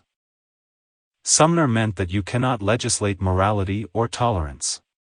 Many people urged that desegregation be delayed until attitudes changed. Once you can get bigoted white adults to feel less prejudice toward blacks, they believed, then they would be far more likely to allow their children to attend integrated schools. Early efforts to change the hearts and minds of the American public were based on the idea that you combat misinformation with information. If prejudiced people believe that black people are shiftless and lazy, then all you have to do is show them a movie depicting blacks as industrious, decent people. If most white South Africans believe that blacks commit virtually all the crimes, show them all the white convicts and they'll change their beliefs. If only it were that simple. Whether prejudice is largely a function of economic conflict, conformity to social norms, a need to maintain status, or displaced aggression, when it reflects a deep emotional hostility, it is not easily changed by an information campaign. A movie cannot undo a way of thinking and a way of behaving that has persisted throughout the history of this country. Moreover, as the reader of this book knows by now, where important issues are involved, information campaigns usually fail because people are not inclined to sit still and take in information that is dissonant with their beliefs and attitudes. Paul Lazarsfeld 99 described a series of radio broadcasts in the early 1940s designed to reduce prejudice by presenting information about various ethnic groups in a warm, sympathetic manner. One program was devoted to a description of Polish Americans, another to Italian Americans, and so forth. Who was listening? The major part of the audience for the program about Polish Americans consisted of Polish Americans. And guess who made up most of the audience for the program on Italian Americans? Right. Moreover, as we have seen, if people are compelled to listen to information uncongenial to their deep-seated attitudes, they will reject it, distort it, or ignore it, in much the same way Mr. X maintained his negative attitude against Jews despite Mr. Y's disconfirming information. To be sure, sometimes, instead of revising their stereotypes in light of the new evidence, people reduce dissonance. By creating a subcategory, such as, competent female or African Americans I admire. Allowing them to preserve the stereotype while seeing the person in front of them as a rare exception, perhaps even the exception that proves the rule. For most people, therefore, prejudice is too deeply rooted in their own belief systems, is too consistent with their day-to-day behavior, and receives too much support and encouragement from the people around them to be overturned by a book, film, or podcast. Point 100. Well, then, what works? The contact hypothesis. The 1954 Supreme Court decision may have alarmed many lay people, but it generated excitement and optimism among social psychologists, who had long known that changes in behavior can affect changes in attitudes.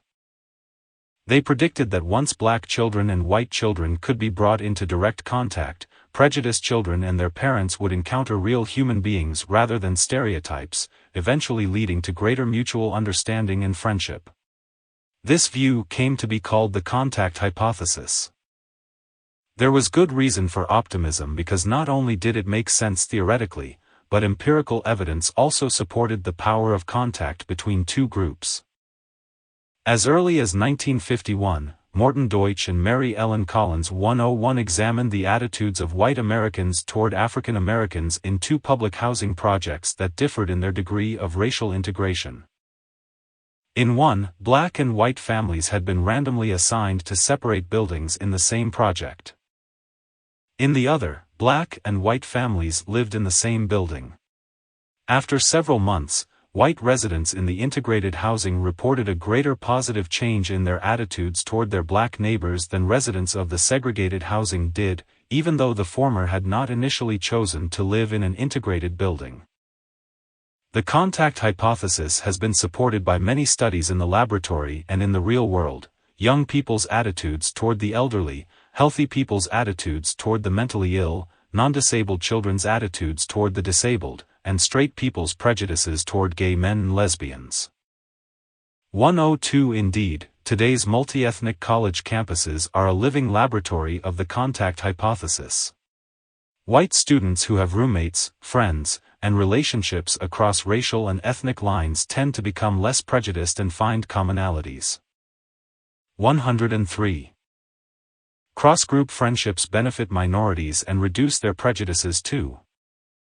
Jim Sidanius and his colleagues 104 found that minority students who join ethnic student organizations tend to develop, over time, a stronger ethnic identity and pride, as we might expect, but they also tend to develop an increased sense of ethnic victimization.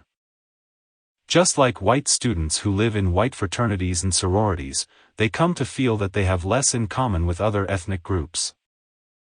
But when Rodolfo Mendoza Denton and Elizabeth Page Gould 105 conducted a longitudinal study of black and Latino students at a predominantly white university, they found that friendships with white students increased their feelings of belonging and reduced their feelings of dissatisfaction with the school. This was especially true for students who had previously been feeling insecure and sensitive about being rejected as members of a minority. Although contact between ethnic groups in college can obviously be beneficial to both parties, the desegregation of public schools in the aftermath of the Supreme Court decision did not work as smoothly as social psychologists had expected. On the contrary, it usually created tension and turmoil in the classroom and even increased prejudice between racial groups. And if you had taken an aerial photograph of the schoolyards of most desegregated schools, you would have found almost no integration. White kids tended to cluster with white kids, black kids tended to cluster with black kids, and Hispanic kids tended to cluster with Hispanic kids. Obviously, in this instance, mere contact did not work as anticipated. What went wrong? Why did desegregated housing work better than desegregated public schools? To answer these questions, we need to take a closer look at the conditions under which contact is effective or ineffective. 106 When people's prejudices are largely based on unfamiliarity with another group, contact is a good way to reduce their discomfort of not knowing how to behave or what to say. But for contact to reduce prejudice and foster friendships, it must take place in a situation in which blacks and whites have equal status. Throughout history, many whites have had a great deal of contact with blacks, but typically in situations in which the latter held menial roles as porters, dishwashers, washroom attendants, and domestic workers. This kind of contact can perpetuate stereotyping by whites and add fuel to their prejudices, while increasing the resentment and anger of black people. In much of American history, equal status contact has been rare, both because of educational and occupational inequities in our society and because of residential segregation. Now picture what happened when American schools were desegregated. The contact between white and minority group children was usually not equal status. In all sections of the country, most schools in predominantly minority neighborhoods had poorer facilities, equipment, and instruction than schools in predominantly white neighborhoods. A 10th grade boy from a poor black or Latino family, after being subjected to a second-rate education, is suddenly dropped into a learning situation in a predominantly white, middle-class school taught by white, middle-class teachers, where he finds he must compete with white, middle-class students who have been reared to hold white, middle-class values. In effect, he is thrust into a highly competitive situation for which he is unprepared, a situation in which the rules are not his rules and payoffs are made for abilities he has not yet developed. He is competing in a situation that, psychologically, is far removed from his home turf.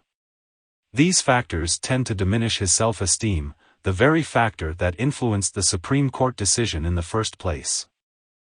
In his analysis of the research on desegregation, Walter Stephan 107 found no studies indicating significant increases in self-esteem among black children, while 25% of the studies he researched showed a significant drop in their self-esteem following desegregation.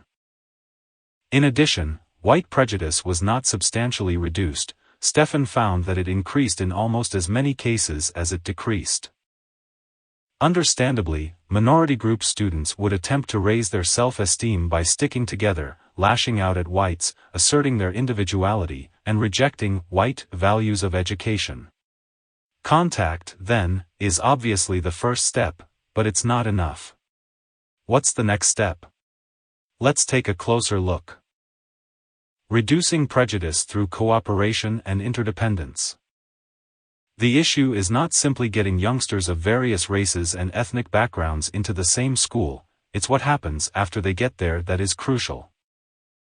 The tension that frequently accompanies school desegregation might remind you of the behavior of the young boys in the summer camp experiment by Muzaffar Sharif and his colleagues. Recall that hostility was produced between two groups by placing them in situations of conflict and competition. Once the hostility was established, it could no longer be reduced simply by removing the conflicts and the competition. As a matter of fact, once distrust was firmly established, bringing the groups together in non-competitive situations served to increase the hostility and distrust.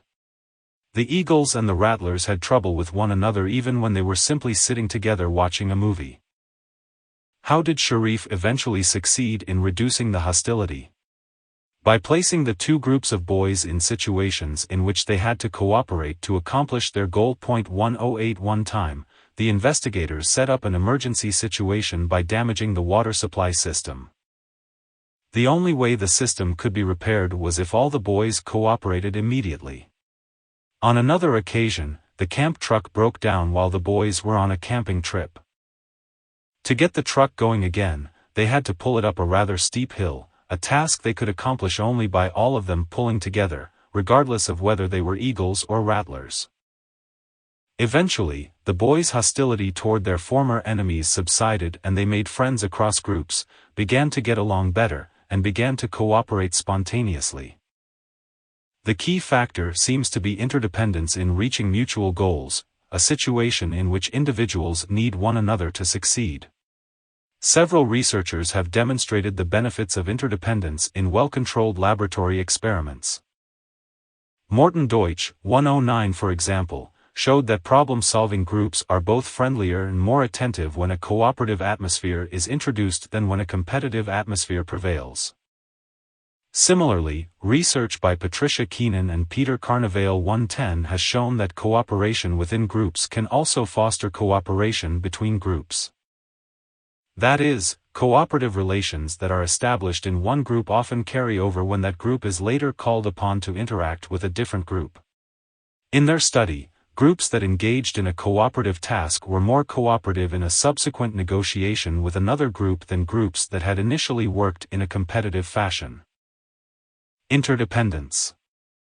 A situation in which individuals need one another to succeed.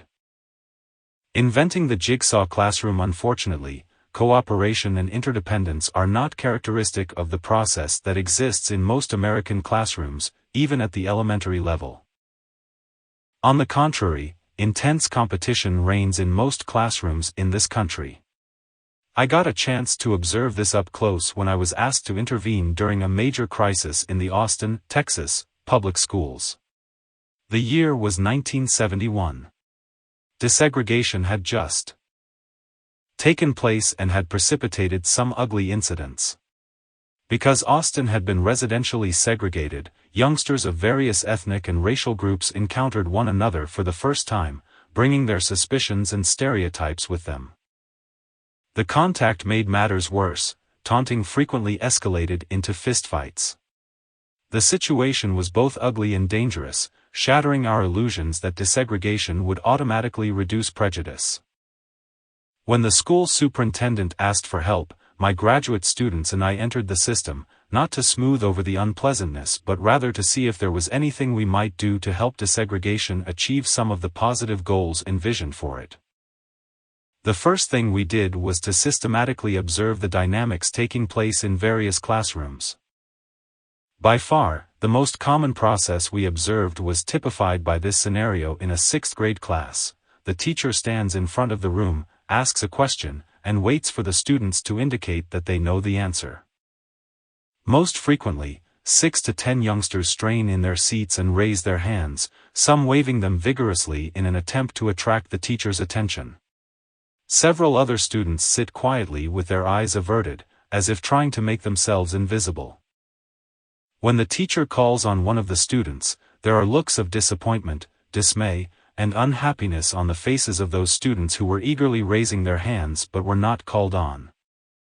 If the student comes up with the right answer, the teacher smiles and nods approvingly, providing a great reward for that student. At that moment, however, an audible groan can be heard coming from the youngsters who were striving to be called on but were ignored. They are upset because they missed an opportunity to show the teacher how smart they are. Through this process, students learn several things in addition to the material being covered. First, they learn there is only one expert in the classroom, the teacher. They learn that the payoff comes from pleasing the teacher by actively displaying how smart they are.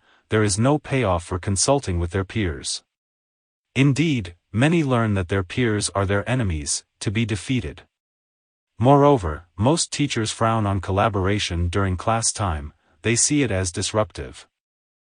In this highly competitive dynamic, if you are a student who knows the correct answer and the teacher calls on one of your peers, chances are you will hope that he or she will come up with the wrong answer, so you will have a chance to show the teacher how smart you are.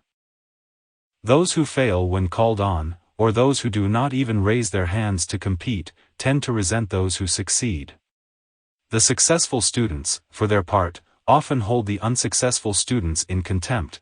They consider them to be stupid and uninteresting.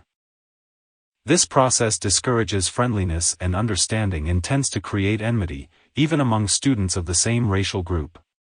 When this competitive classroom dynamic is added to a situation already strained by interracial distrust, it sets the stage for the kind of turmoil we encountered in Austin. Although, at that time, competitiveness in the classroom was nearly universal, as social psychologists we realized that it didn't have to be that way. Based, in part, on the experiment by Muzaffar Sharif at Robbers Cave, we reasoned that a cooperative process might be precisely what was needed in this situation. But how to do it? Actually, it wasn't that difficult. Within a few days, my grad students and I succeeded in developing a simple cooperative method designed specifically for the classroom. As it turned out, our method was virtually foolproof. We designed it so that, in order to learn the material and do well on the upcoming exam, students had to work with each other and cooperate. Trying to win became dysfunctional. We called our method the jigsaw classroom because it works like a jigsaw puzzle. 111. Jigsaw classroom. A cooperative classroom structure designed to reduce ethnic, race, and gender prejudice and raise the self-esteem and confidence of children by having them work in small, racially mixed, cooperative groups. An example will clarify. In a 5th grade classroom, the children were studying biographies of famous Americans. The upcoming lesson happened to be a biography of Joseph Pulitzer, the famous journalist. First, we divided the students into groups of 6, making certain that each group was as diverse as possible. We then constructed a biography of Pulitzer, consisting of 6 paragraphs. Paragraph 1 was about Pulitzer's